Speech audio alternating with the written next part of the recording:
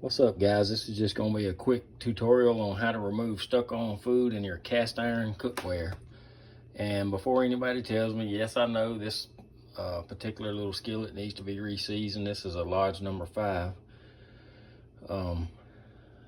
It's kind of like the old adage, you know, you do everybody else's and don't do your own. Well, I've cleaned over 100 pieces of cast iron in the past 6 months, stripped, cleaned, and reseasoned, and sold, or either done it for other people.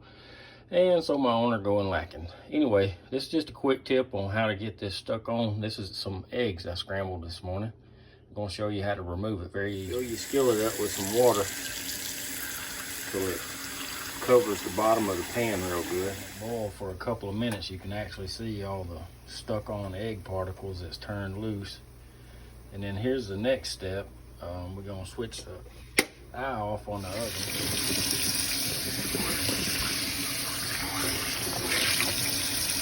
You can see what we left with. Here's the next step. Super simple since the skillet's already hot. I got this little plastic scraper I bought at my local hardware store for $1. I put just a little more water back in there. You just take that plastic scraper and the rest of it will just come right out. See how that's just turning right loose?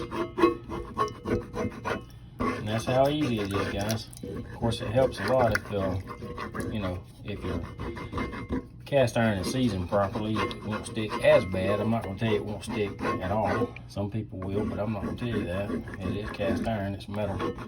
But anyway, just wanted to show you a little tip on how to get it out.